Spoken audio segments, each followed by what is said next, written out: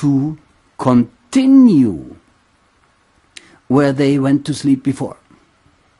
Because after a period of sleep of 150 trillion years, there is a period of rest of the same time. And then a reawakening again, higher, higher, higher, and always you grow in consciousness. Glory to the Book of Light. And because, let's stay now with the separation of 7 and 7 levels, because everything is 7-leveled. The beings in the world are also sevenfold. Concerning their constitution, level of consciousness, be it an atom or be it a solar system, be it a logos, be it a Brahman. We will explain those terms, pari passu, step after step.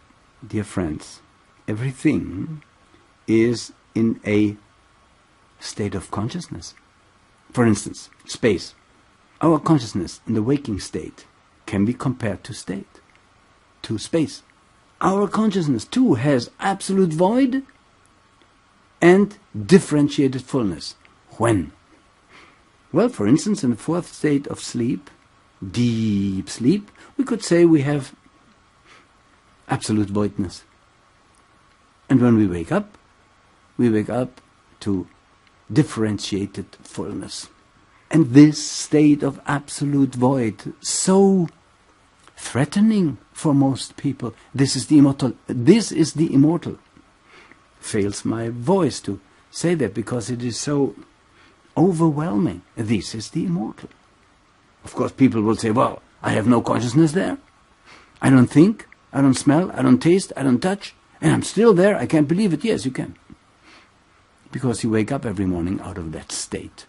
Just because you didn't reach it doesn't mean it isn't there. If you would detach from the conditioned fullness, you would reach the timeless, eternal void. This is the nirvana, what the Buddha reached. If not, you will return over and over again, driven by desire, and even then, the Book of Light is of most importance to you, so that you get along in this nut house called world. Just look around you. When I'm silent now, then some people are impatient. Why is he silent? If I would be 1 hour silent, would say no thing, it would come closest to your state of immortality. Think about that and experience that silence in meditation. And you will become each day more and more immortal. Now we spoke about egg-like form, abstract, of the universe, into which now the supermonad, and we say egg-like, we say that space, dives the supermonad, some call it Brahma, and we will come to that. What is a monad?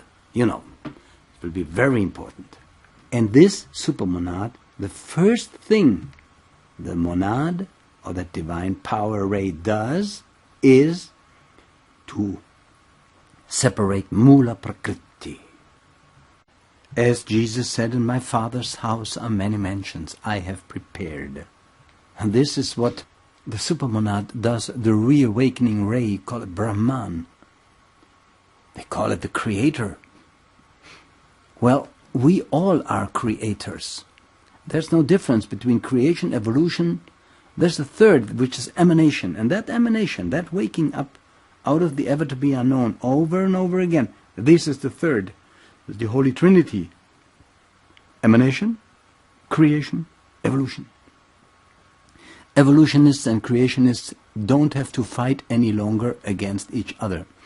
Dear friends, we are still at that point 150 trillion years ago, because this is responsibility that I have when I talk to you about that. So we are no science fiction here. We are science in its deepest meaning. And once you understand slowly the process of reawakening of all monads and powers driven by desire, filled with desire, we can say of all beings, we can say of all units, we can say a monad is a point without extension, yet a desire that desires to expand. This is why the universe awakes.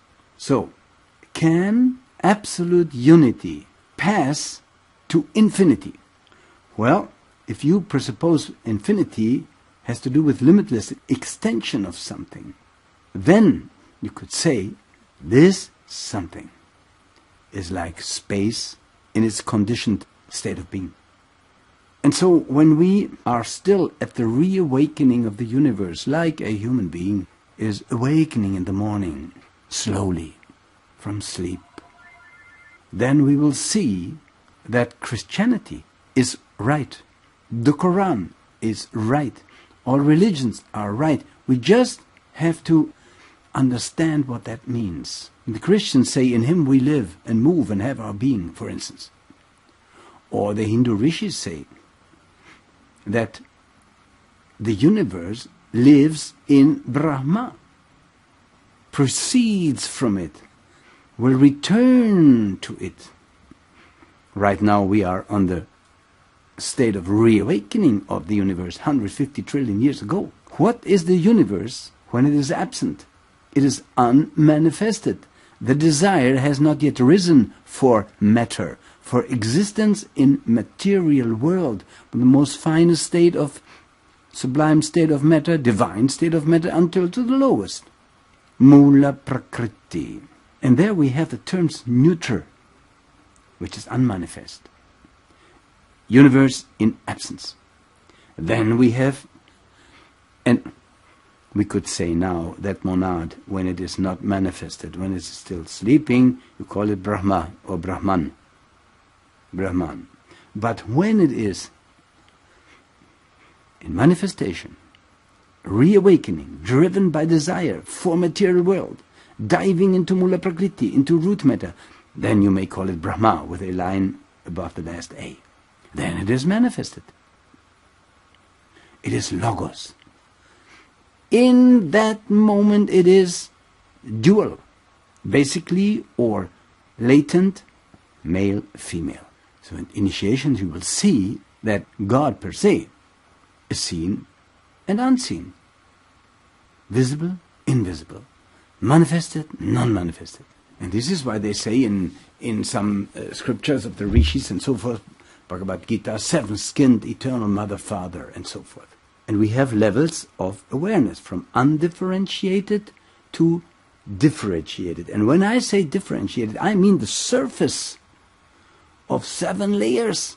And the Book of Light teaches that which will be there, if the monad manifests or not, doesn't matter.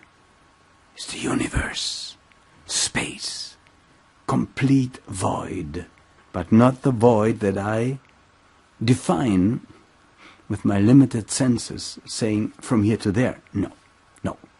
Because then I could ask what is beyond. How void is void. You see how we have to abandon states of thinking in order to understand.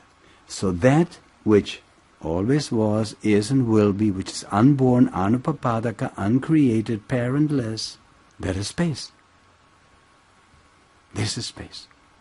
And this basic teaching, dear friends, of space, so imperfect presented to you by me, but pointing, of course, towards the Book of Light, where the Mahachohan dictated to me all that, it will lead you to the understanding of you really are. You are not that which clings to your body, to your mind, to your eyes, to your nose, to your ears, to your...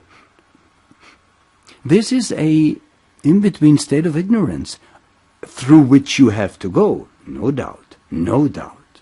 And so we see, we can look at space from different angles of view.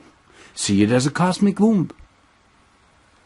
So if anything, God is female, right? You could say. And therefore, we teach in the Book of Light, you rather ask, who am I not, than asking, who am I? Everything that you are aware of that arises and passes away can't be you. Otherwise, you would first even not be aware of the arising and passing away, and secondly, you would not suffer from it by clinging to it. So if you would be the body, then to live and to die would be normal for you. But even those basic events that we have to experience over and over again is the greatest fear of mankind. I must die. No, you mustn't die. That to which you cling dies. It becomes your killer. It becomes your murderer. It becomes your destroyer. Jesus said, all who came before me are murderers, thieves. Because you see, when you dive in matter, you steal something and it's been taken away from you. See it from that point of view. That which manifests, for instance, the monad, is self-existent. It was never created. It just experienced manifestation by leaving the source, diving into Mula Prakriti. And then we have different levels, and we will come to that, of manifestation. Once the universe reawakens or the monad leaves its source of homogeneity, of laya, of latency, leaves it and fructifies Mula Prakriti, root matter. And then the entire drama, the cosmic drama begins. And when you understand the true meaning of the word Brahman, which we call a supermonad, I mentioned it already, it is a being that has received that name from its ability, namely to brihi, to grow, to expand. It expands into the visible and invisible universe and enters the nature of the essence and fructifies all beings in the universe. Dear friends, because the universe arises and passes away, you arise and pass away. But not the real you, just the veil, which you fructified, be it by sexual or asexual reproduction, we come to that. And so you create and cause a veil, driven by desire, and that veil may last for a while and then is be taken away from you. Glory to the Book of Light. And we can't stay long enough with that situation at the reawakening of the universe. Many theosophists skip that quickly and say, now let's see how everything develops.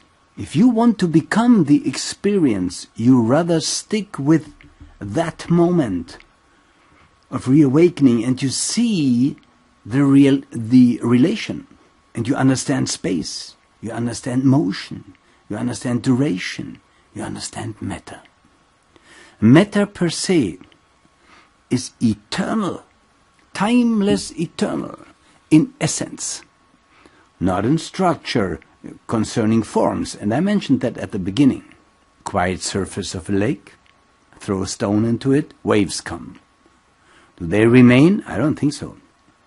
Unless I throw another stone in it, if we remain by that comparison. But the tendency, the surface of the lake is always quiet, harmony, still. This is the nature of Mula Prakriti. And the stone that is thrown into the surface, into the sea or the lake of the lake, can be compared to the monad, fructifying or touching Mula Prakriti, and thus causing all the forms, the entire universe, as basis for the beings who follow out of nirvana, out of the source, into manifestation, taking their places that they had left prior to the period of rest. This Mula Prakriti, dear friends, this root matter, is abstract and absolute. It is, you can say that it's one with space. And space is abstract, absolute. Root matter, it's one with abstract space.